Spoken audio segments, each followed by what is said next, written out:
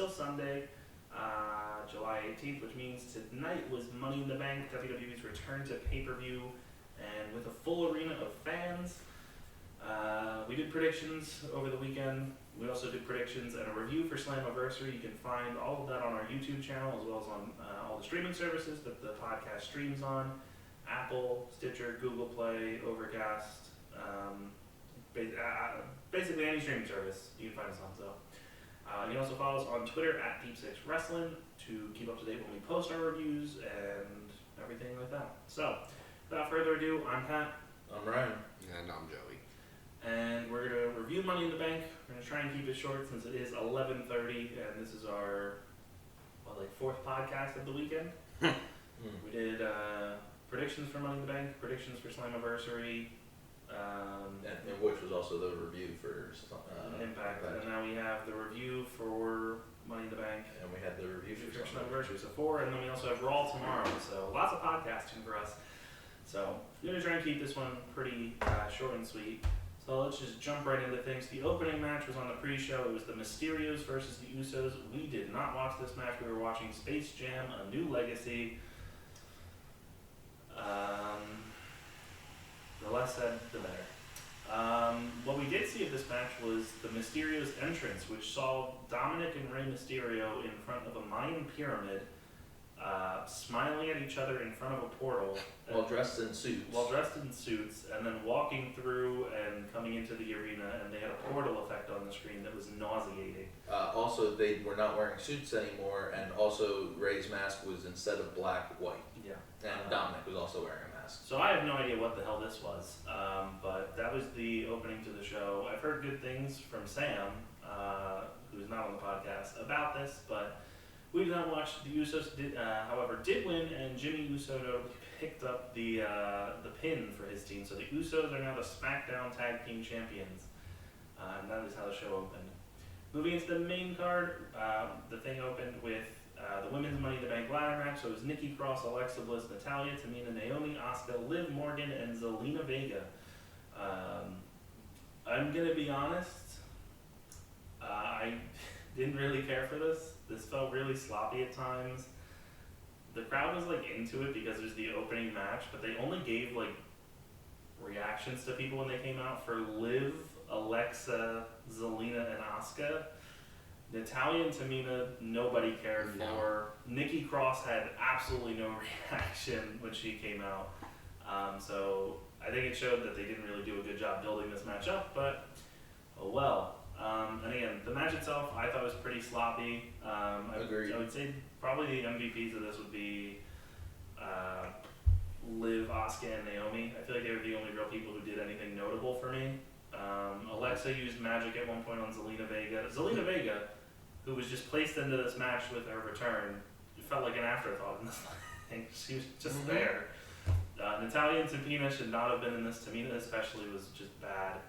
I was gonna say, I feel like out of everybody, Zelina had a few sloppy spots. Yeah. Tamina was just there and also sloppy, and Natalya kept on getting praised by commentary, but That's the MVP of the match.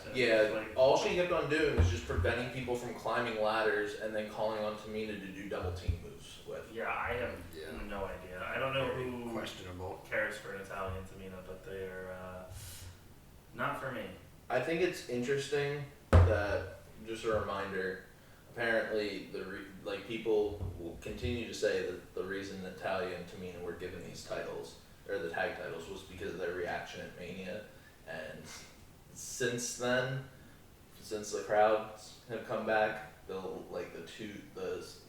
SmackDown show and this, apparently they've gotten zero reaction from the fans. Yeah, So, because who cares about that? also, we were talking about this, about are they baby faces or are they heels? I don't think they know. Yeah.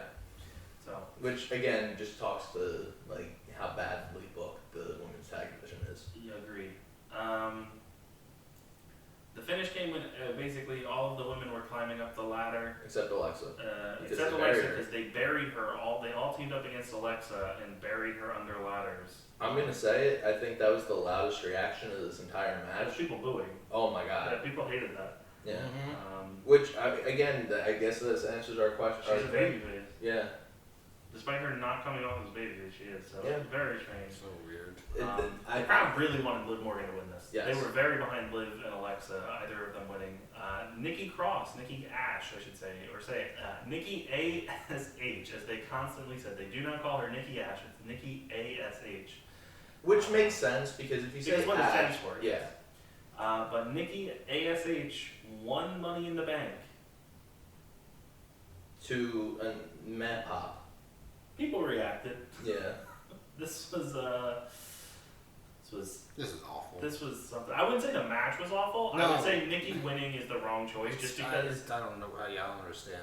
Again, Nikki's a good wrestler, but with this current This character, gimmick is awful. I can't see her justifiably becoming champion, especially with Charlotte holding the women's belt and Becky likely returning. I don't think anybody. It would have been fine if it was just Nikki Cross. Yeah, but her dressed like she this. Can imagine just The picture. Hurricane. How she was. No, just picture Nikki pinning Charlotte or Becky Lynch to win the women's title. It's not with this happening. thing. Yeah. It's definitely not happening. There would be a reaction, and then everybody would be like, "Oh, this isn't a good thing for a women's champ. It makes a women's division look like a joke." Yeah. This would be like if the Hurricane pinned Triple H. Right. During Triple H's to win the world championship. Yeah. People would react, and then they'd be like, "Wait, do we actually want the Hurricane a comedy thing?" Right. No. Like people have shat on AEW for having Orange Cassidy in title pictures. Hey man, Orange Cassidy's great in the title picture. He works well. Yeah, because he's more very than good. he's also more than just a comedy wrestler. Right. Yes. They've kind of worked that into his character. Yeah. Then we moved on to the Raw Tag Team Championship, which was AJ Styles and Omos defending against the Viking Raiders. The thing that we all said coming out of this was that this was the first time AJ and Omos actually felt like a tag team. Mm-hmm. Like they worked together. Omos actually did stuff in this. And AJ was phenomenal in this. Also, the Viking Raiders were really good. They had very good chemistry, I will say that. I think it's weird that, again, I saw people on Twitter saying that the Viking Raiders had no reaction from the crowd that was there. Yeah. And that any reaction that you heard was piped in. I don't like that because I'd pop for the Viking Raiders. I think it's just that they like their character on TV is that AJ calls them smelly. Yeah, it's an awful feud, yeah. But they're very good. No, they're wrestlers. good. It's just a matter of the crowd's not going to react to them based off of their presentation. And you're not getting out, everybody's always going to cheer AJ. Yeah. The worst part about this, I would say, is what they did before the match, where they played a highlight reel from last year of the Viking Raiders and Street Profits feud. And all they didn't show the Money in the Bank match. Backlash. Or Backlash. Yeah, we were trying They just showed all of their sports competitions. For no apparent reason. Yeah, it was just basically, oh, you don't know who the Viking Raiders are. This is what they did last year. Yeah. It would have made more sense to show the Backlash stuff solely to be like, remember when Omos debuted? Because that's where Omos debuted. Right. Yeah, but then he also then he was the Raw Underground bouncer. Yeah. And I feel like people So will recognize him as that. He wasn't Omos at that time. Yeah. So I didn't know he was the Raw Underground bouncer. Yeah, he was. All I know about was that he was the boy. Yeah, he's played 3 different roles already. Yeah. So. Crazy career. I thought one of the coolest spots of this match was when one of the Viking Raiders was on the floor. I think it was Eric, and basically Omos just picked up AJ, threw him over the top rope, and AJ managed to turn it into a Hurricane Rana on Eric. Yeah. That was nuts. Yeah. That was cool. I'll continue to say that AJ is probably one of the best wrestlers in the world. Yeah. And I mean, he's 44. The fact that he's still going at this level. Yeah, so he's always has been just like one of the best wrestlers in the world. Yeah, 100%. Omos won, I believe. He hit his choke slam or whatever it is. Powerbomb. By his head. Yeah. Yeah, I don't know what to call it, and the commentary. It's like a typical big man move. Yeah, but he won the match for him and AJ, so they retain. I thought this was really fun. Yeah. This was a solid little tag team match. It's not like the quality that you're gonna get in like AEW, but for WWE tag team wrestling, this was pretty good. Yeah. It was good to see finally them working as actually a team. Because it's just feeling like an AJ Styles versus 2 people match. Exactly. It's just not like a handicap match. I'm assuming that the match for SummerSlam is going to be AJ and Omos versus Arcade Bro, because they don't have another team on Raw that could do this. AJ because Kofi just got squashed by Lashley, and they've already done New Day and AJ and Omos. Yeah. So shouldn't do that. That's weird. So unless they just do another Viking Raiders match, which Or a multi-person match. it should be Riddle and Randy. That's where Randy's Unless resurrected. Yeah, I mean, I guess it depends on what the hell Randy is. Like, if he's actually injured, I feel like then he's just off TV. that's fair. But if they do RK Bro and AJ and Omos, that should be really good because AJ gets to work with Riddle and Randy. Yeah. So that should be good. And they've already planted the seeds for it from the Money in the Bank segment where Omos tried to kill Riddle when he just sat on the top of the thing and was like, "Oh, Omos, I'm almost as tall as you," and Omos was like, "Okay," and just pushed him off the ladder. Sure. We did get a brief promo from Drew backstage where he talked about story time. Which got booed. And we all assumed it was going to be him talking about the Loch Ness Monster or something, but no, he just got a really short, fired up promo. Which was perfect. It was fine. That's all Drew should do. He does not need to go out there and tell stories. Then we go to the WWE Championship match, which is Bobby Lashley defending against Kofi Kingston. Did MVP come out with him? Or yeah. Okay, I didn't remember. He was just in his suit. Okay. And limping again. Anywho, the crowd was very firmly behind Kofi, chanting very loudly. One of the biggest reactions of the night, probably. Bobby got cheered when he came out, but was booed throughout the match. Yeah, which is probably fair, especially for the match they did. Yeah. I do not think Kofi got a single move of offense in during this. This was 7 minutes and 36 seconds. This was an absolute squash match. This was the murder of Kofi Kingston. Part 2. As I told Ryan and Joey, I saw a comment saying that this is what the Zack Snyder cut of Brock versus Kofi is. And it's hard to argue that. It definitely helps Lashley. Lashley looks like a monster coming out of this, but it does hurt Kofi quite a bit to see that the fact he's already pinned Bobby once, and now just got absolutely demolished on the show.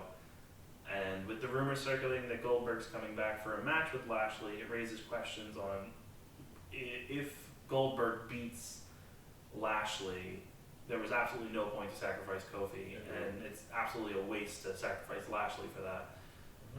If he beats Goldberg, then sure. I still don't think Kofi needed to go down in this fashion, but apparently that's what they wanted to do. But here's to praying that Bobby Lashley can make it past Bill Goldberg, the man. Because for the love of God, we do not need. Bobby is genuinely doing great stuff. Yeah, they like to do that dumb shit. They just derail people. Yeah, look at Kofi's. Legends. Look at Kofi's. Look at Kofi's run. That was a really good babyface world champ run, and then they killed him with Lesnar. Yeah. As somebody who's been an adamant Kofi defender for years, he's my favorite wrestler in WWE.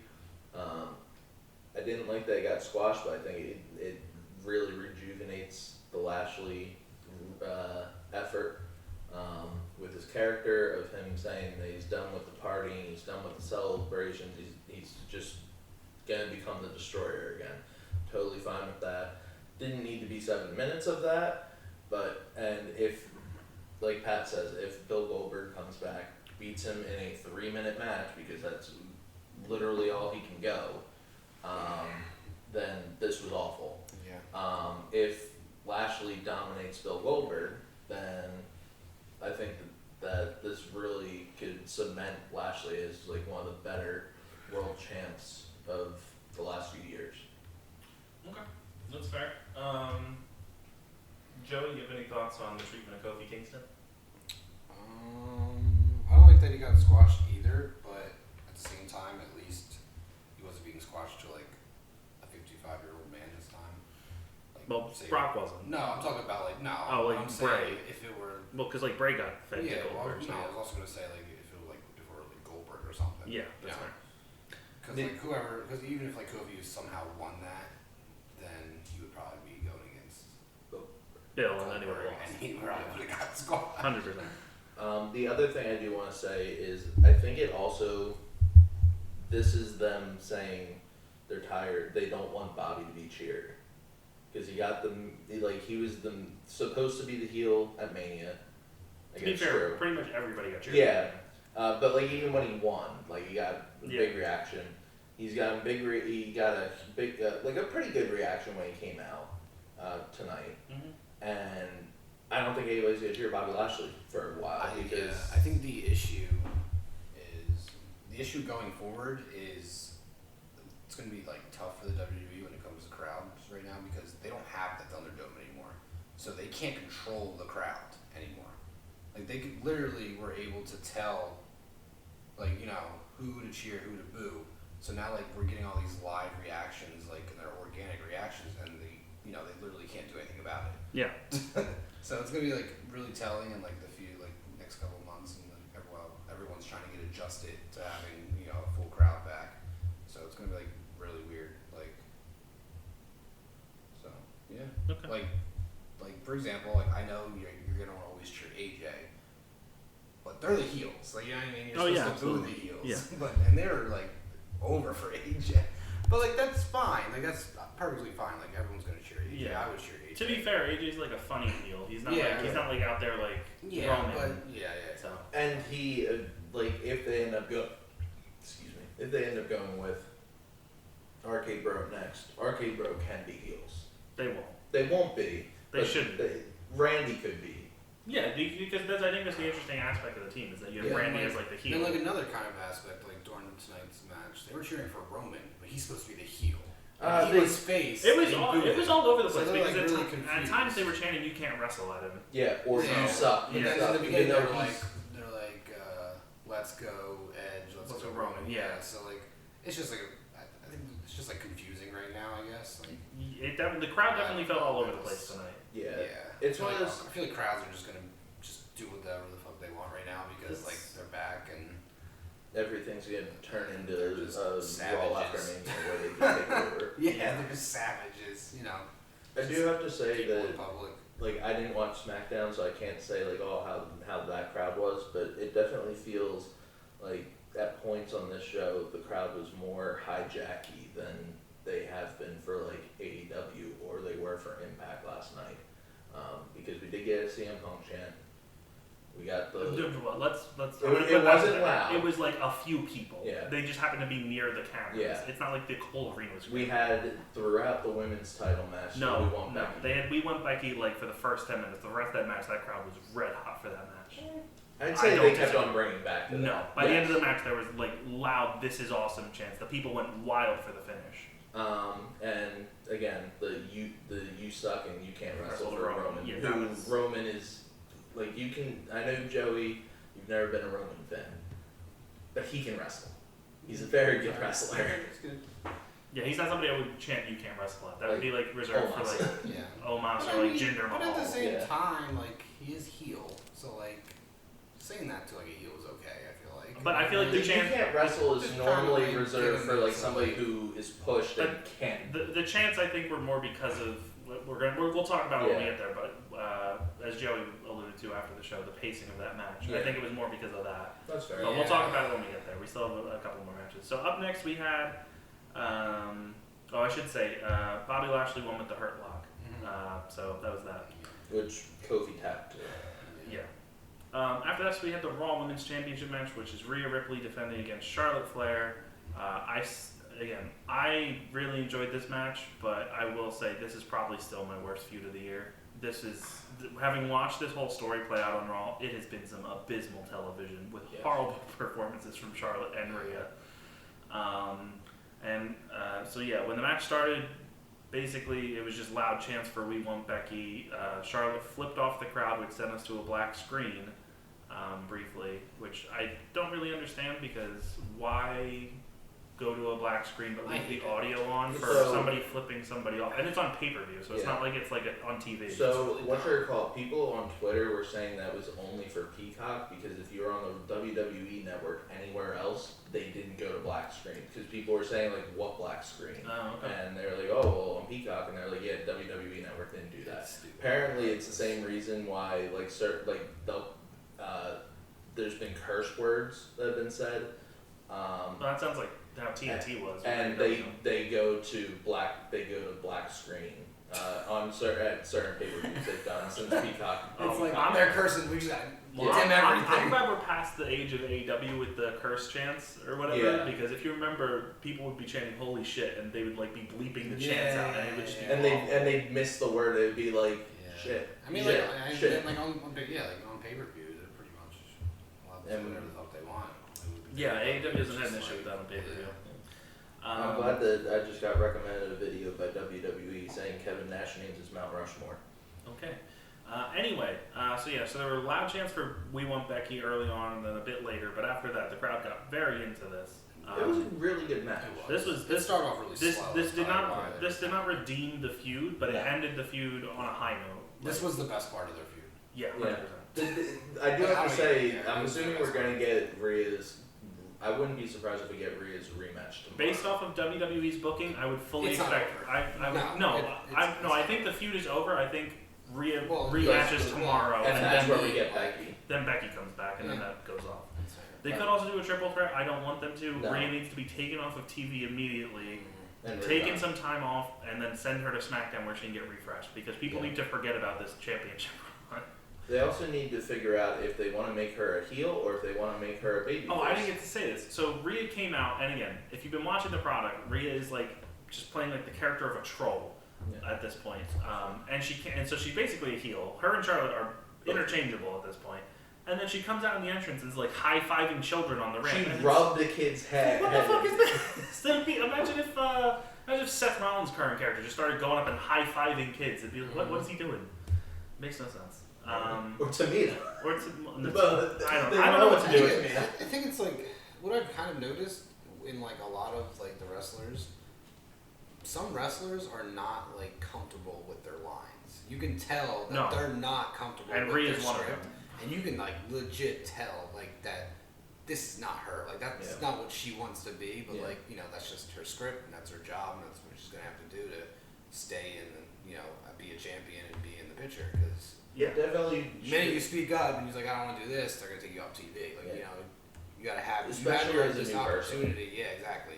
If you have this opportunity, you gotta grab it, and even if it sucks, you still kind of gotta like be like, well, suck it up and do that. I mean, I could be wrong. She loves doing that, and that's who she wants to be. She likes wolfing at Charlotte. I mean, because we said like we talked about Nikki Cross and Nikki Ash or whatever. Like we were like, why would she do that? And it came out that Nikki was the one. It was her idea. Yeah, exactly. But it doesn't change the fact that it's still awful. Like, you know what I mean? Like, I mean, that's great that she gets to have some kind of creative control, which we don't see a lot in the WWE. Mm-hmm. But like at the same time, like if it's bad, no matter who writes made it. it up. You know what I mean? So like, I don't know. Yeah. So feud, absolutely horrible. I still think this is my least favorite thing I've seen in wrestling this year. In terms of a story, in terms of a match that still goes to that New one Japan segment. level. Oh, dude, that one segment. Was The segment. The crutches. The That's crutches just awful. Dude, that was why? Like it was just so dumb. I just think it's weird. Like the other person I was gonna mention about the whole like, oh, they look uncomfortable when they do their lines. Drew McIntyre's story time. Yes. Like he doesn't like he was never like that. No, throughout that entire run. And it's dude, his like it's just cringe, and his like facial expressions are just don't fit. Like you know what I mean? It's just like weird. It's like that's not Drew McIntyre. No. You know? Like that's not He works 10 times better as a heel. I think. Well, it's not even just that. Like, and I wanted to point this out at the Bobby match. I think it's weird that the last time, like I thought his babyface run when he turned babyface, perfectly fine. Yeah. I think it's weird that Goldberg is going to most likely be Lashley's next competitor, and like the last time we saw Goldberg, he was semi-heel. Like he challenged Drew because Drew doesn't. He's claimed that Drew doesn't draw. Drew isn't a good champ. He's not a good big man. He can't carry the company. Now he's gonna go after a heel and he's just gonna be babyface. Like I know the crowd, will probably pop for him because it's a legend, but like considering like it's not gonna be an on-screen turn. It's just gonna be like, okay, well, like forget about the last time you saw him where he could not go for 3 fucking minutes. Dude, awful. And now you have that's the issue. And at the same time, like I also blame the fans for Goldberg. Stop popping for the guy. It's not awful. Like there's nothing. Like I think like the nostalgia. Like I hate it. Like I really hate it. To a point, it's cool. Like like oh yeah, Goldberg. Like maybe like 5 or 6 years ago or 7 years ago, if Goldberg came back, I'd be thrilled. Because, like... Well, to be fair, Like he that. came back in 2017, so how long ago was that? That'd be That's 4 4 years years ago, ago. so you're close. Yeah. I'm like, It's yeah, close, okay. so you might want to move I it mean, back I a bit. was okay with it when he... I was like, I was okay with it. Maybe push it back But then like 10. I'd say if you go 10 years. But then when I witnessed what he was doing, like, he, like... Squashing squashed Lesnar to win the title. Lesnar. Well, that was fine. That was whatever. Because, like, it's Lesnar. He's not like you know... I guess. The Fiend. The biggest one was when he squashed the Fiend, who was, like, the biggest thing in wrestling. No. One of the biggest thing in wrestling. No. The big turnoff for me was screwing Kevin Owens and Chris Jericho's story. Oh, that is also Squashing, true. That was squashing a big thing. the hot. Remember, That was one of the hottest things in wrestling. Jericho and Owens was the best feud. Yeah, I agree. They had just come off the best segment of that year. Yeah, and it would have been nice to have the title involved for Yeah. that. Instead, they got the U.S. title, and we're put in the middle of the show. Yeah. In a match that basically nobody remembers. Yeah. Yeah. See, I didn't even know they had a match. Yeah. So excited. I'm good. And one last thing before we move on, because I know Joe just talked about like the fans need to stop popping, need to stop going with the nostalgia. You need to. Nostalgia is perfectly fine.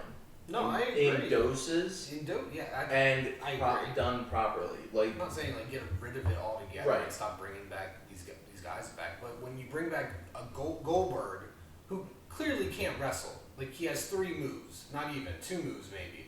Yeah. Like he literally just spears and then jackhammers. But he can't even do the jackhammer properly dude, anymore. I don't even think he can wrestle longer than 10 minutes in a match. No, go down. I don't think he 5 minutes. I was 3 gonna say minutes. I think the only match he's gone over 5 minutes in his entire return. And then if you look back at him versus is Sting. Stinger, that was just like a shit show. Yeah. I mean, again, go back to the Fiend match. He Yeah. couldn't get Bray Wyatt up for Exactly. the jackhammer. Like, it just makes no sense. It's whatever. Yeah.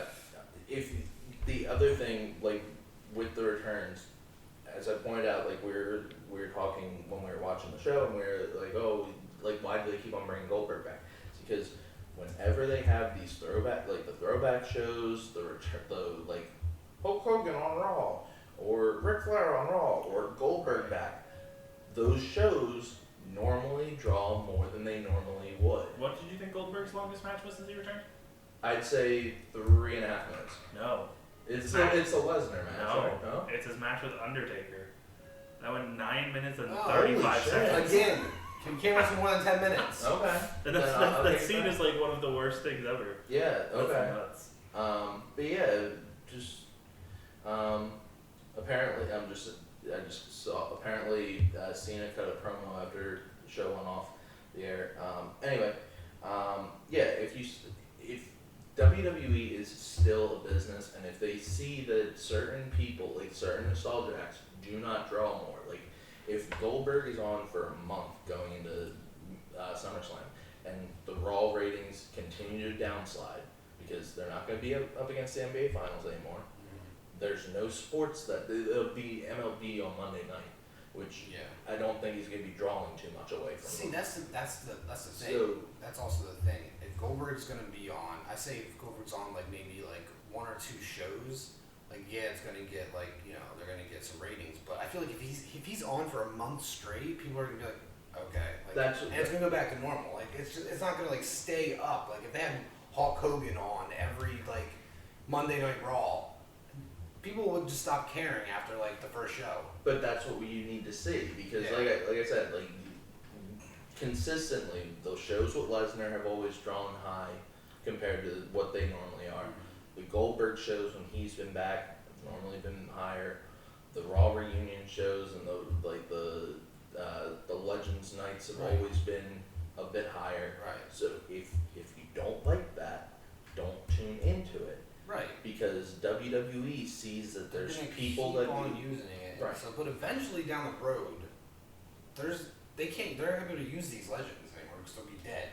Like, you know They'll what I be mean? dead or like not be able to move. They can't I mean, keep on doing Raw like reunions or like old school Raws, and then exactly they'll be dead. They'll have They new, can't I mean, move. they will have newer people. Like I you mean, have Triple H out there. Yeah. But I Triple won't even count H is in that as- role right now. He's not appearing on TV, but he's not like even a part timer. He's Well, a legend. Yeah, Yeah, no, He's but- like a Goldberg, Right, but he can but- go more. right. But that's what I Yeah. was saying is like when they do like the Legends nights, it would be Triple H, it would be But we Shawn also Michaels. know that he is also in charge. You're also going to run So- into an issue of again, this isn't now, this is like 10, 15 years from now, but when your current guys, like your Roman and your Rollins, move into that role of being the part-timers and the nostalgia acts, with the audiences you're drawing, you're not going to Yeah. have the same people popping up. Yeah. You need to start building more like new stars that are genuine. Like you Yeah. need more people like Becky, who are ratings draws, people love them, Yeah. and they sell merch. Yeah. I mean, to be fair, there are like the random mid-card, like old-time mid-carders that like are on the Legends nights. Like Sergeant Slaughter was never a big draw.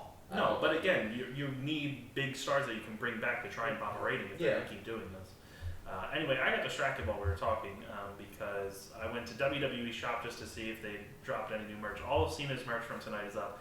More importantly, you can now buy the Drew McIntyre WWE Wrecking Slam Cycle vehicle, where it's Drew McIntyre riding Jinder Mahal's motorbike. Can I guess a price? What? It's an action figure of Drew McIntyre riding Jinder Mahal's motorcycle. Can I guess a price? Yeah, sure. Is it $25? That was $20. Okay. Oh my god. Yeah, it's an action figure. That's probably a I just can't believe that this segment this isn't a meaningful segment. It's a mid-card feud for Drew and Jinder. yeah. That is now spawning a toy. I was gonna say, like when Jinder's boys can't come out, they didn't get a reaction. There was no boos. There was nothing. There's just They're people just, looking. It's like people looking that somebody was coming out. Yeah. Anyway, we've got distracted. Charlotte Flair versus Rhea Ripley. This was a really good match. I enjoyed this thoroughly.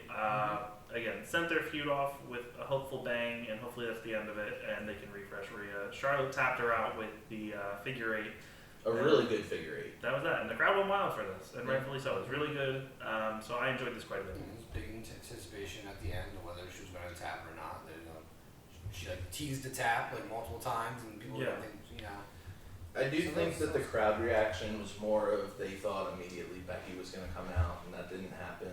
I think people are happy. Doesn't matter. Right, We yeah. didn't see that reaction from Yeah. them. And they didn't like shit on the rest of the show. So. No, I was surprised at that once Becky didn't come out. I'm going to say it. I don't care about Becky versus Charlotte again. I don't care about it, but it's probably a guaranteed draw for them. Yes, Like, they know no, people I will agree. care that's all for it. they got. If they're two biggest women's Legit stars. all they got. No, it's- Also, that's I it. didn't- this is the I think first that just time. goes back to other issues that WWE has about building new stars. Yeah, I mean, Rhea is now 0-3 against Charlotte. in legit, singles matches. Rhea was your new star, right? Like that was your new star, and They failed. they failed. Yeah, absolutely, they 100%. failed. I don't think She- people care They about it. destroyed when she I lost care. to Charlotte. That they destroyed her entire momentum because she was on a tear. She was on a roll coming out of NXT. yeah, Yeah. she was on a Then tear. they did that. And then they kept her in NXT, I think, way too long. Because like they didn't do anything with her. She became a mid-card woman on a show that's Yeah, but got a lot of women. but if she came up to Raw or SmackDown at that point, she would have been the person who lost to Charlotte Flair. Yeah, So keeping her in in NXT kind of wiped that away. Yeah. yeah. And then she got to win the Rumble. I was gonna say it was like I think if like her next thing was like put. I Oh wait, no, she understand- did win the Rumble. Sorry, No. Bianca won. Yeah, I was gonna say if she had a good run. Yeah, she was fun too. If she had come up and like if Becky didn't get pregnant and they did the whole Becky just passing the title over to Asuka, which I still think I understand why you do it, but it was underwhelming for Asuka's next title reign to just be, hey, you don't have to beat anybody, here's the title. I feel like if Becky didn't get pregnant for that, having Rhea win Money in the Bank, like get into Money in the Bank somehow, and then win Money in the Bank, that could have redeemed her character a little bit. But yeah, I don't know. Rhea, I'm very disappointed in the way they've handled Rhea on the main roster because I've said numerous times I really enjoy Rhea. So Absolutely have hated Rhea since she came up. that's what. She's been offensively bad on Raw. Yeah, and it's not like her in ring is bad; it's her on the mic is bad. This is the first time I actually cared about a Rhea match since. To be fair, all our matches with her have been a But, 2-minute match But against. no. I'm saying since she came up, like Asuka and Rhea at Mania. Oh, I don't think that was even like. I enjoyed that. I don't think that was anywhere. That was like the most fine match I've seen for what I was expecting to be Yeah, really for sure. good. Again, I'm not saying it was bad. I'm saying it was just fine. And when there's like your top prospect who's like supposed to be like the future, and she's going against Asuka, who's considered to be one of the best women's wrestlers in the world, and it's just a fine match. It's not that good. Anywho, Charlotte wins, and this puts her at what, 14 or 15?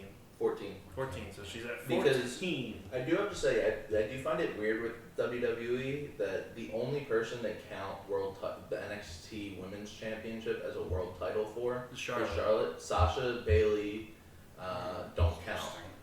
Asuka's doesn't count. I think it's just because they want to get her to the mark faster while Rick's still alive, probably. Yeah. So. Which is questionable, but at the same time, if they want to do a big moment with her and Rick, then that's more respectable. But that's what I'm saying, is just count it for everybody then. Yeah, I don't have an issue with that. Or she pins Rick to be his record. Yeah, because it's not like one is going. Yeah, it's not like one championship title to Sasha or Bailey. Yeah, it's gonna be like, oh man, now they're close to Charlotte. No, I don't know. It doesn't really matter though. Anyway, that was really good. From this, we went into the men's Money in the Bank ladder match. Before the match started, we had a promo backstage with Riddle, Nakamura, and Rick Boogs. And we literally, this is when the show went off the fucking rails. Peacock broke. And it wasn't just for us. I first thought it might have been like nationally, us. This was across the country. Yeah. Peacock fucking broke. It just started stuttering, going to black screens. It lagged like crazy. We had to stop our stream. We stopped our stream and switched to a different method, which then started working for us until Rick Boogs came out and he got caught in a time loop and just started saying, "My name is Rick Boogs." That's Boogs, and it just kept looping. I think Rick Boogs in a time warp is canon now in WWE. Yeah, because let it be known that right before this segment, we had the Applebee's commercial. Yeah. Which, that's when it started. He was when Rick Boogs showed up on Applebee's. Insane. I will continue to say I love Rick Boogs. I don't even watch SmackDown, but Rick Boogs, he's got it. He's got the look. He's got the energy. Rick Boogs. You've never even seen him wrestle. I hate his name, dude. Boogs. What was it? It was Eric Bugenhauser? No, his name is Eric Bugenhagen. His name in NXT was Rick Boogs, but spelled with a Z instead of this. And now it's Boogs with an S. I don't know why they changed it. I enjoy him. He's a ball of energy. No, he's definitely energetic, and I think it's a good pairing for Nakamura to have him with it. Yeah. Unfortunately, we didn't get to see like many of the entrances, so I don't know who reacted to who, like with what. We basically only saw Rollins. Yeah. Rollins and McIntyre. Yeah. I didn't realize he had Burn It Down back to his theme. No. So he has like, it says Burn It Down, but then he has like a new theme. Yeah. No, I meant like, There's a very heavy theme, which I really like. Drew McIntyre came out with a rock on the stage that looked really very, bad. really fake looking to stab his like a Minecraft block. It did. Pat's favorite Minecraft block, cobblestone. Yes. Yeah. Basically, the crowd was very into this. They pretty much loved everybody here. Would you say it looked like a rock-like structure? Yeah, it was a rock-like structure. I'm surprised that it's because Cole wasn't commentating this, because Cole 100% would have said, and he's inserting the sword into the rock-like structure. Yeah. To which Pat McAfee would roll his eyes. The Miz did come out with Morrison, but he sent him to the back. So I'm glad that happened. We didn't get Miz shenanigans. Yeah. Instead, we got Jinder and his boys later on. I want to know where the dripstick came in. I had no idea where he hit it. Yeah. But that was a nice surprise. That was, it was just in his pants. That was well utilized, actually. Yeah. I thought this was a really good ladder match. I thought this was like one of the better in like recent memory. Obviously, last year we didn't really have a real Money in the Bank. Last year was a trash. But even before that, I feel like this is one of the better ones in like the last 5 years. This was really strong, and I think it was really helped that pretty much everybody got reactions and the crowd was into everybody. Everybody got big spots. Ricochet got to do a lot. Riddle got to do a bunch of RKOs that the crowd went wild for. McIntyre got to look like a star. The crowd was really into him. Until he gets taken out, then nobody cared that he got taken out. Well, what did you want them to do? Start like hijacking the show? Oh no! Like if you're a star, like if it's Jinder Mahal taking you away, they're right, not but gonna you care. They booed. It's not like they were sitting there just like, oh okay. And there was other people. Again, they had other options. So Drew's gone, but you still have Ricochet, Riddle, Big E, Nakamura, Owens, people that they love. Yeah. I do have to say, Morrison got a really hot reaction when he came out. Yeah, there was a big Johnny Drip Drip chant. Yeah, like during the match, there was a Johnny Drip. Because like, he did the stare down with Rollins, Yeah. where they were talking about their drip. Yeah, which Corey Graves said this is the feud of the century, which, let it be known, They're on different brands, not feuding. this is the first time they've ever encountered each other since they had the Johnny Drip Drip and the Drip God, Seth Rollins, yeah. Yeah. Like, I'm sure they've had interactions Mm-hmm. in the past. Again, there was a lot of crazy shit in here. Kevin Owens just took an absolute beating in this thing. He sold his leg like it was legitimately broken and continued to kill it. Yeah. He also went through a ladder. That was one of the bigger spots of the match.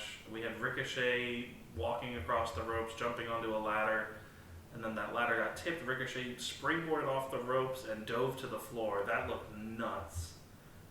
Then we got Riddle spamming a bunch of RKO's. We had Someone spamming the stunner. the stunner. We got a drip stick shot to Nakamura from Morrison, and then we got Seth and Big E on the ladder, and Big E hit him with a really cool big ending off the ladders. And then Big E climbed up, and Big E is your Money in the Bank winner. This was really, again, I thought this was a great Money in the Bank match, and I had chosen Riddle, but Big E is probably the one I think everybody wanted to win. And it's nice to see that they committed to this. So Big E is now Money in the Bank, and he will most likely win a world title shortly. So that's really... It's like, honestly, this is like one of the best things that WWE has done in recent time. Or like recently. They really got this right. Yes, honestly. 100%. They really got this right. And it's...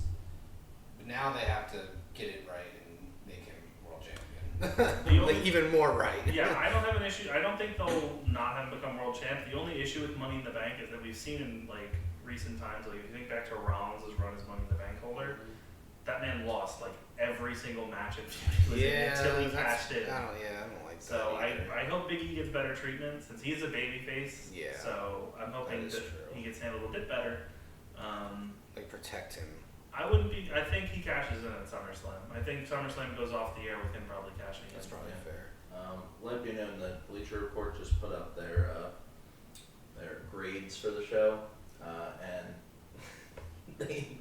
the worst grade was for Lashley and Kofi. Yeah, that's probably fair. Followed by the Women's Money in the Bank, which they said that Bliss has been adequately used by this company, and that they need to go all in on her with this character. Well, I'm just gonna stop you because we're doing our review. Yeah. So I don't think we should. I just think it's weird that like we have such a totally different idea of her character, but like it seems like a lot of people really enjoy this Good character. for them. They can I just enjoy think it. it's bizarre. They have bad taste. Yeah, I just don't get it. It's not good. Yeah, I just don't get Also, how people Bleacher are Report like has this good is. wrestling opinions in general. I just think it's bizarre that like people have gone went very hard all in on Bliss as a babyface. Like I don't get how her character is considered a babyface. No idea. I don't know. I think that bizarre. Just like manipulating people and hypnotizing them and stuff is not very Like I'm pretty baby face. and like everybody always goes with like the whole like oh well then you wouldn't have liked the Undertaker. The Undertaker was a heel a majority of the time when he was like Yeah, this like the creepy guy. whole Attitude Era. The Undertaker was like the big bad of WWE. Yeah. Yeah. Like you did not like him because he was a heel. You might have liked the look. You might have liked. I feel like the it was. groupings. No, I feel like it was like more in like his like the later stages of his career that it became a good guy. They're not. Yeah. They're not the same character. No, absolutely not. Like they're, and that's what people argue. Like, And I would also say the Undertaker, I feel like, is a more captivating performer in that Yes. respect. Like he's just like he's Yeah. more that character than Alexa is this character. Yeah, and again, that was a very campy era. Time. Yeah. Like now, it's more like we care about work rate. We care about like good storylines, compelling storylines. That's not happening in any of these things. No. I will say this is the best Ricochet has probably ever Yes. looked within main roster WWE, and I firmly expect him to be on Raw tomorrow looking like an absolute joke once again. Yeah, I would love to be proven wrong because he did have the really solid false count anywhere match with Morrison last week, and he just had a spectacular performance in Money in the Bank. Mhm. But time and time again, we've seen the company just does not care about Ricochet, so I fully expect him to fall back down the ladder. Yeah. I'm interested to see. I hope that we just don't get like Ricochet versus John Morrison for like another month. Oh, please no. I hope they Possibility. Like, I mean, I don't think they will because last week felt like the blow off for them. yeah. They've done 3 matches. However, like I was gonna say, like blow-offs don't really matter because like Bailey and Bianca had an I Quit Hell in a Cell match, That's true. and then they were scheduled to have another match before Bailey's injury. So Yeah, I am still expecting though that we will probably get some fresh faces shortly on Raw because we know Yeah. Bronson Reed is most likely coming up, so he could show up on Raw. That's a new person. Cross might be showing up. I don't think Cross shows up until he drops the title, and I think he drops it to Joe. Yeah. My only thing is, I guess, but you could also try to do a Kevin Owens type thing where he came up with the title. But who does he challenge? And I don't want it. No, that, like I don't like Cross to begin with. I don't want him really. Sheamus, just to get Sheamus away from the Job Squad. To be real, I can't see whenever Cross comes up, I can't see him being successful. I don't can solely because he Maybe like for on a bit. Raw. On Raw he can. Maybe for a bit, but I can't see any like longevity. On I think- SmackDown, I think he dies because that show's boring. like dominated I by don't a heel Roman. Yeah. On like, how does the crowd react to Cross? they love I him think in NXT. but to be fair, NXT's crowd is very weird. Yeah, they are. They're So really, I don't- they love like everyone. I feel like. NXT's crowded like the Except CWC. NXT. Yeah, Yeah, but they usually love like everyone. the like, NXT crowd like the CWC. It's very Is Because they're they're kind of more of like, you know, hardcore fans. for NXT. Yeah. For NXT. Because that's all Once they you do. go to like Raw or SmackDown, these fans are like a lot of casuals Yeah. and like, you know. Which are if the reports are true that Cross is like for at least his main roster stuff is going to be separated from Scarlett and he's getting rid of the whole like cool entrance every week, Then he which he feels- doesn't need.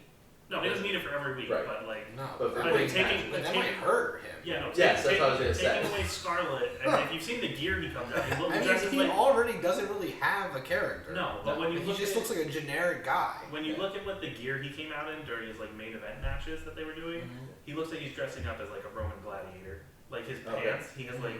Let me see if I can find a picture. It's not gonna matter for you guys, but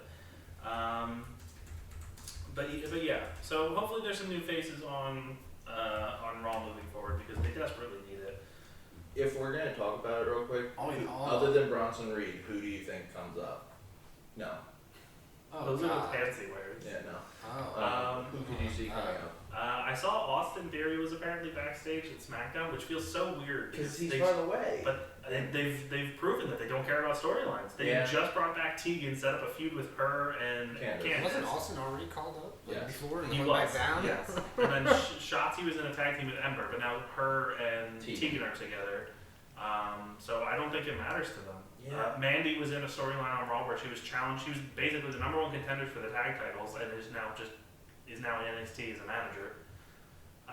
So I have no clue. Yeah. I've got no idea. I don't think anyone's safe from getting moved around. Yeah.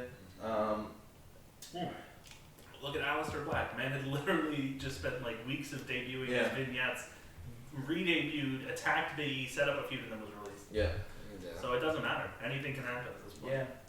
So Theory, you think? And I think Theory's a possibility. I mean, I don't know what else you do with Johnny in NXT, so I feel like Johnny's probably close to getting called up. If Johnny wants to. Yeah, I was gonna say is because he came in with Ciampa, and I know Ciampa. His whole thing was if I get called up, I'm retiring and leaving. That's true, but you have to remember, like, it's gonna be money at the end of the day. And throw enough money if they offer a boost. I feel like they don't have really much to say unless they just say I want to be released. Yeah, but then they don't have a job. Because at the same time, like For WWE. if you're Johnny Gargano and they're like, oh, call up, and you're like, no, I will leave, and they're like, okay, he's a 30-day not compete, so it's not like they want to just want to let him walk, so they probably just let him be like, all right, fine, you can stay in NXT. Right. So we'll see. I don't know.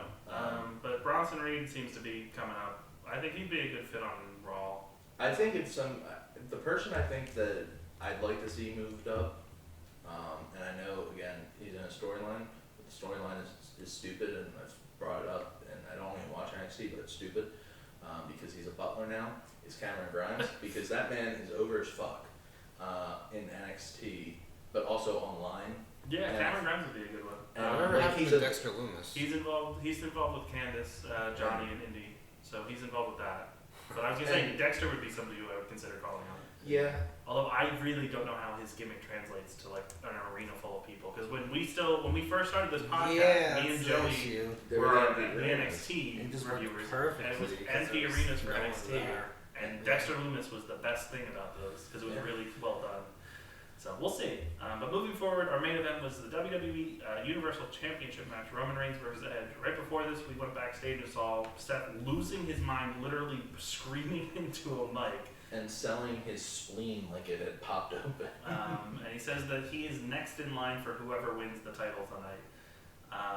Edge got a monster reaction here as expected. Roman also got a pretty big reaction. Can we talk about the AR? Roman had his AR back, but it was different this time. Normally he has like the gold statue, but this time the gold statue moved. It did the ooh-ah. It was awful. That's where your budget cuts are going. To AR, animated AR. Hey man, Pyro's back. That's all that matters to This was a 33-minute match, which is pretty insane for a WWE title match. Also pretty insane that again Edge just is a workhorse, dude. Yeah, for a guy whose career was over, he's come back and has had long fucking matches. Dude, they're gonna. I'm afraid they're just gonna put him into the dirt too soon. They need to ease back a little bit. To be fair, he doesn't wrestle all the time. He had the 2 matches. I mean, he really wasn't. long He's been matches. injured. Right, he had the injury. Yeah. Then he was off. Then he had the Rumble where he. Yeah, I feel like if he didn't get injured, he would be wrestling. No, but most recently in the triple threat Mania and hasn't wrestled since. Yeah. So Right. he just got time off. Yeah. So, but it does seem like we're gonna get Seth versus Edge at Mania or at SummerSlam, which is 100% the right call because that's a match I think everybody wants to see. Yeah. We've been wanting that since Authority Seth. Yeah. Again, not going to break this all down just because it's too long. Joey, I know you had issues with the pacing, so I'll let you I talk about thought that. it was a good match, but it was paced really bad, and it really came off as boring sometimes. I think you could just cut this match off by 10 minutes. Yeah, 10 minutes. Now that you said that it was 33 minutes long. Yeah, maybe 10 minutes, and I think this would have been a pretty great match. I think it would be pretty great. But yeah, I just think it was the pacing was really bad, and just a lot of filler. Just a lot of talking, rah rah rah, and the rest hold almost made me fall asleep. A lot of rest holds.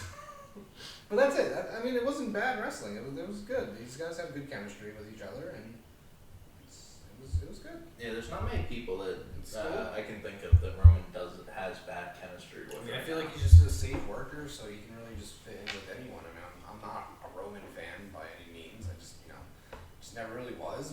I don't know. I'm just really not into his character, and I don't know. But he's a good wrestler, and he definitely fits well with other guys, and he's safe, and that's what you want to see in the business. So he's not out there injuring people. He's not ending Edge's career. So That's true. Yeah, exactly. I think Roman.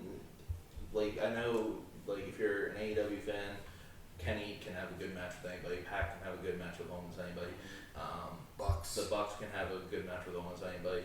Moxley can have a good match with almost anybody. Mm-hmm. But if you just watch WWE, I think Roman is the guy that you can say it can bring out a really good match out of anybody. I don't think anybody would say Braun Strowman's a great wrestler, but he had really good matches, pretty good matches with Braun Strowman. Yeah. The Big Show, I know I'll always go back to your opinion with the Big Show Last Man Standing match, because you always say that that's a phenomenal Roman? Yeah. Yeah, Roman and the Big Show had a really good last name. Right, and that was during Big Show's nobody cares about Big Show. 100%. He can get good matches out of it. I mean, he had pretty good matches with goddamn Eric Rowan. Who? Big Show or Roman. Mm. Yeah. Roman and Bryan versus versus Harper. You're adding in more people than that. You're adding in Luke Harper and Daniel Bryan. Yeah. This is a tag match. I don't think anybody saw a Roman and Eric Rowan singles match and was like, God damn. I'm going to fucking. Yeah, he gets good matches out of basically anybody. I mean, solo matches against Jey Uso and Jimmy Uso. As somebody who didn't watch them, I don't No, know. but like people brought up how great those matches were. Yeah, people, if we're just referring to random people, you're People also in our podcast Oh, okay. were, Yeah. with Rob saying they were. Yeah, well, we also don't always agree with Rob. I'm gonna say But- Rob but the usually fact- always says a match is great in WWE. There's not that many times where he doesn't criticize WWE, but also at the same time, I think he does it to like go against us. Yeah, in because he ways. plays devil's advocate. Yeah. Yeah. So there could be things where he doesn't agree on with But yes, WWE, but he'll just troll us. Like, But he the just point is, does. Roman is a very capable Yes. wrestler, and he often has very good matches. Yeah. And I'm excited for this next match. I think this could be one of the best matches of this run for Roman. Him and Cena? Hell yes. Yeah. Their first singles match a couple years ago was really good. My only real complaints about this was it did have a slow start, but having watched New Japan for years, I'm pretty used to like the Okada title matches always having like a 10-minute start where it's very slow. And the evil matches. The evil matches are not good. And then Please leave my boy alone. my other issues, Exactly. my other issues come from the fact that we had 3 run-ins here where we had the Usos come down. Oh, that ref bump was awful. Well, no, my issue's not about the ref bump. The ref bump, I thought the ref bump was just way too long. It the was ref just bump like, was long, but like everything about the match was long, so it fit the theme. and I personally think that the ref might actually be Yeah, hurt. I mean, it's possible, but He's an old man. my issue came for the fact that for this match that went 33 minutes long, we had the Usos come down, then we had Rey and Dominic Mysterio come down, fight them off, then we had Seth come down. Twice. Seth got He came taken back. out, and then Seth came back again. So technically 4. It was, Rey and Dominic and the Usos were attached as one, and then Yeah, you had because 2 you from can Seth. literally see They Dominic came at the and same Rey coming time. out at the same Yeah, time. I was like, wait, what is But this? Then you had Seth twice. You had some really good near falls at the end, where after Seth had attacked Edge, we thought obviously that Reigns was going to get his spear in. He went for ooh-ah, and then Edge countered and hit his spear. That was a really big near fall. There was an issue here though because we had the ref bump still going on. The ref wasn't in the ring, so the crowd counted 1, 2, and then as they were saying 3, Roman kicked out, but there was no ref in the ring. Then the ref came out, and then they did the exact same thing again. So it felt like Roman did not know that the ref wasn't there. That was Yeah. oof. Yeah. Which, to be fair, I don't know if I fault Roman for that because it's the first time they're back doing like a big match like this in front of fans, and with how loud that place had gotten, Yeah. you probably might not know. So, Yeah. but regardless, This would be the second Reigns title match, a bigger pay-per-view in this run that has had like a weird ass finish. Roman and Owens at the Rumble, where they had the the last man standing, where they couldn't get the Oh where yeah. they stopped counting for yeah, it. because he couldn't get Which the again, head. that wasn't his fault. That was Right. just like the And this wasn't his fault either. Yeah. Reigns did win though with a spear, and then after the match, Reigns and Rollins got into each other's face, and then Edge went after Rollins, and those two went out.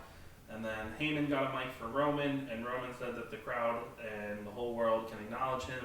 And then John Cena's music hit, the crowd went absolutely fucking bonkers. And I've seen people compare this to Money in the Bank 2011, 10 years ago, with Cena and Punk, where the crowd was like the most anti-Cena they've ever been. Yeah. And now he came home like the hero, which is Yeah. pretty wild for like a 10-year like difference. And we officially seem to be setting up John Cena versus Roman Reigns at SummerSlam, with John Cena as the face and Roman Reigns as the top heel in the company. I love it. So very interesting.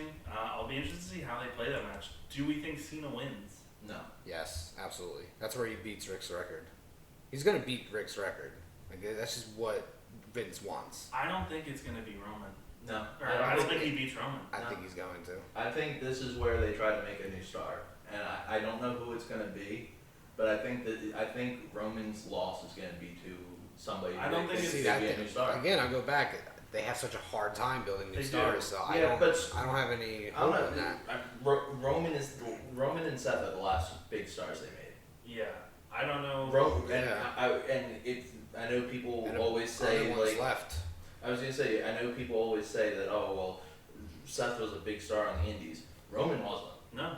Roman He's a is homegrown a talent. homegrown talent, to say the least. Like It took him a while, but it finally paid off. yeah, heel Roman is the best thing WWE has right It's the now. best thing they've created, like, genuinely in Yes. years. It's like Cena. Or Becky. But I would say those are your top three, or Cena, Becky, and Roman. Yeah.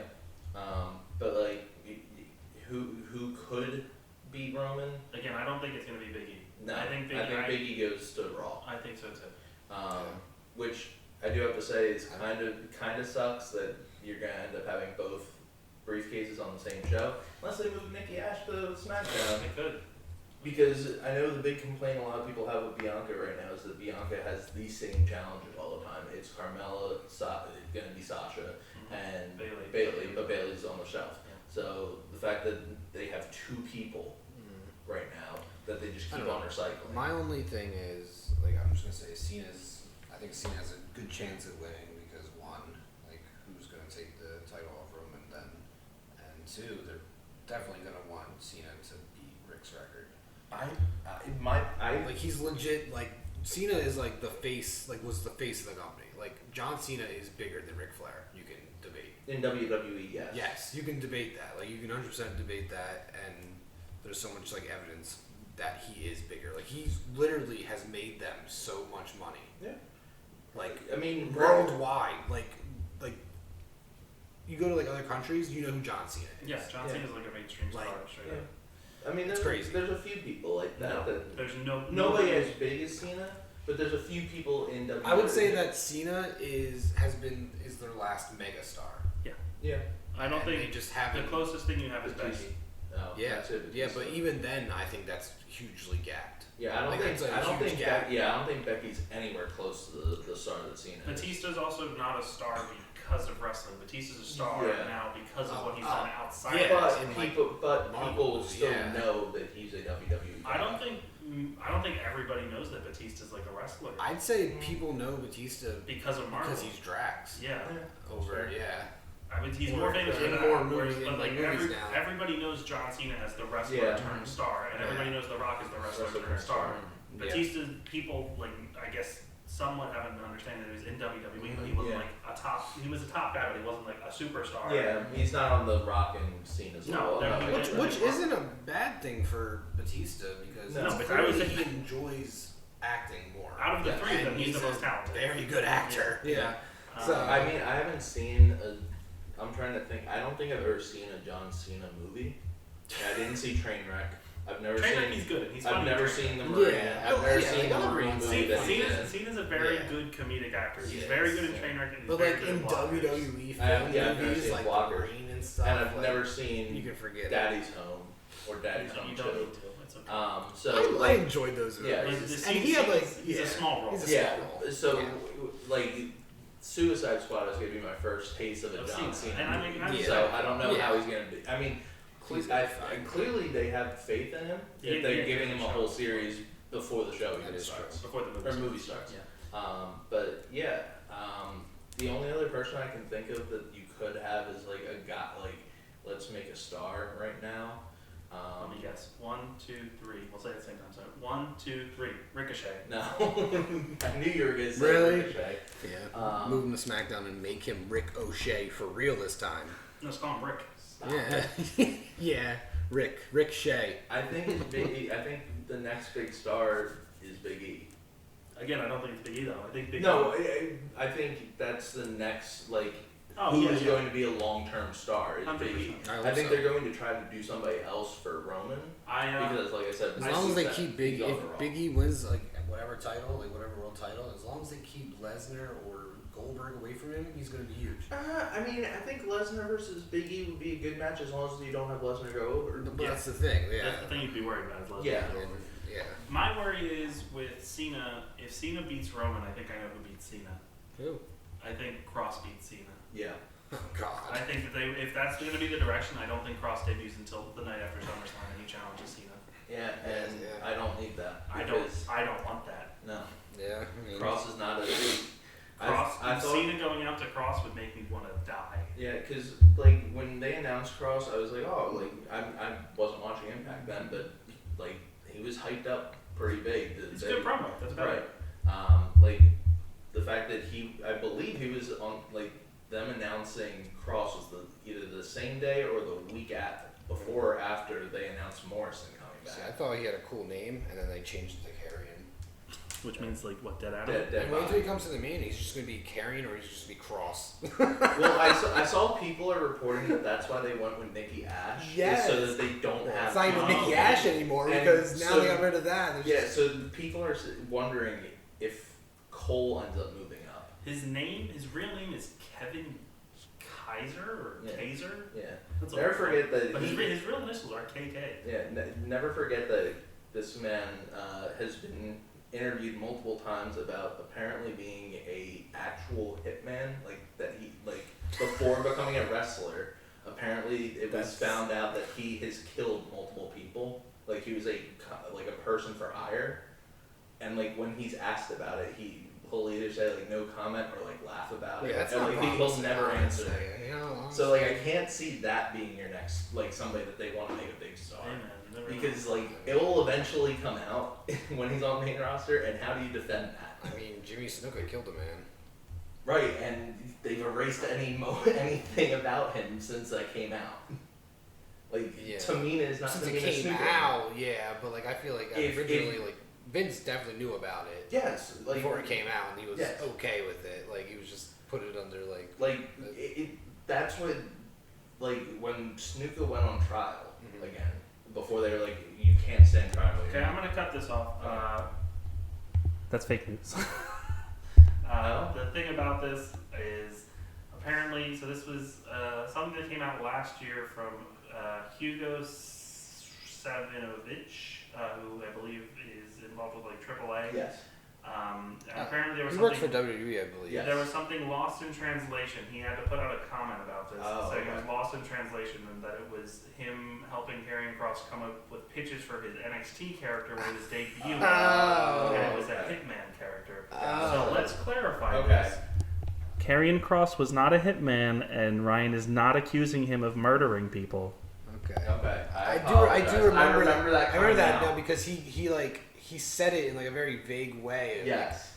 Yeah, he didn't like say, Okay. "Hey, this is what I'm doing" for his character. He's legit. Okay. He was like, yeah, I don't know why he went that way. Okay. If you could then like, find the I interview, apologize. I if remember you the look up story the interview coming out. transcript, it's like it's really shitty of him to even say that because it looked Yeah. like he was accusing Cross of that, not like, "Hey, I'm trying to help this man out." Alright, so we'll try and wrap this up. I will give the show, I'll give it a thumbs up. I wasn't bored. Outside of, and like, again, the whole latter half of the show I thought was really good. The final 3 matches were like actually really good. Lashley and Kofi, I was not a fan of them. The women's Money in the Bank I thought was really poor. But aside from that, Charlotte and Rhea, the Raw Tag Title match, the men's Money in the Bank, and Roman and Edge I thought were really, really good. So I'll give it a thumbs up. I go thumbs up, but it'll be retroactively thumbs in the middle if Goldberg beats Lashley at Mania or at SummerSlam. For me, it'd be thumbs down if that were to happen. I'm gonna go thumbs in the middle, pointing up, and that's what you're gonna get out of me. Okay. That's it. Be happy with that. We did polls again like we did last night for Slammiversary, so Oh, God. just gonna go through. I added I one saw. before. I yeah. saw. We you didn't get many responses. I didn't think so. We got a bunch of responses on the ones that we did throughout the show. So the first one was, how would you rate the women's Money in the Bank match? And these were all 4-star, 3-star, 2-star, 1-star. 3% for 4-star, 28% for 3-star, 31% for 2-star, and 38% for 1-star for the women's Money in the Bank match. For the Raw Tag Team Championship match, we had 8% for 4-star, 33 for 3, 33 for 2, and 26 for 1. For the WWE Championship match, we had 25% of people gave this 4 stars. What match? The WWE Championship Out of match, how many Lashley and votes? Kofi. Huh? Out of how many? 24 votes on this one. Okay. So 25% of people gave it that.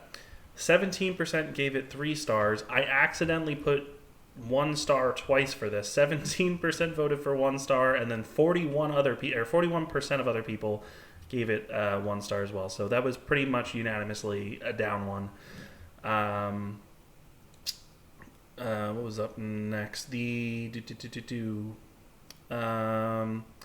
The Raw Women's Championship match between Charlotte Flair and Rhea Ripley, 58% of 24 votes gave it 4 stars, 29% gave it 3, 8% 2, and 5% gave it 1 star.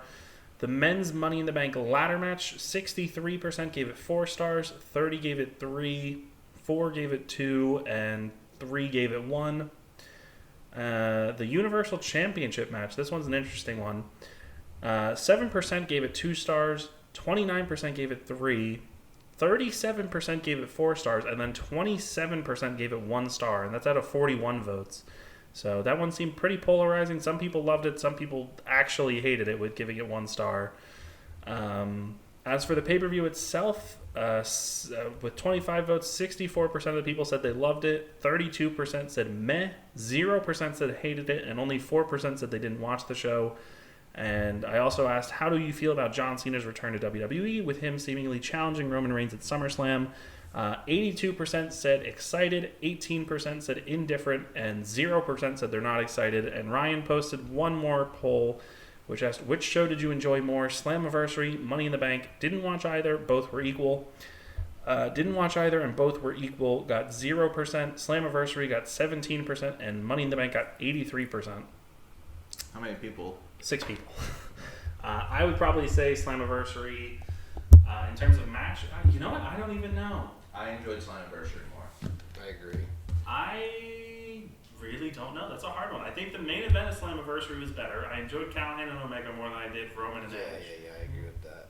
And Ultimate X was really good, but I think the combination of the men's Money in the Bank on this show, Charlotte and Rhea, which I thought was better than Deonna and Thunder Rosa, and then Edge and Roman, I think I enjoyed Money in the Bank more, which I'm genuinely surprised about. I did not expect that. No, I enjoyed basically every match on Slammiversary except for Chelsea and Matt versus... How many matches did each have? This was a much shorter show in terms of matches. Yeah, there were, I think, 9 matches total on Slammiversary. How many were... This was 7, I think. Yeah. Slammiversary had to have more, because there was also the impromptu one added. There was 8 announced. 8 announced, and then... And 1 added. So 9, okay. Yes, so like I said, the only matches I didn't care about on Slammiversary was Chelsea, the mixed tag, and the impromptu one, I would say. Yeah, the impromptu match. And the pre-show match, but we didn't count the pre-show match for here. That's so. fair. Then if we're not counting the pre-show match, then this would be 6. Because there was a title change on it. Yeah. Yeah. But like, both pre-shows were tag matches and both had title changes. Yeah, and what you're called. Watch. Yeah, I mean, as the only person on this podcast right now that watches Impact regularly, I do not care about the who won the tag title. While I feel like people actually care about the Usos and Mysterios, So yeah. Anyway, thank you for joining us for this busy weekend of wrestling. We will be back this week with the reviews for Raw, with Fyter Fest Week 2, and with the Fallout show for Slammiversary, which seems to be shaping up to be a pretty big one. So be sure to subscribe to the podcast if you haven't already. We're on all streaming services, basically, and we're on YouTube. You can follow us over on Twitter, @Deep6Wrestling. And we'll talk to you guys next time. Bye. Bye.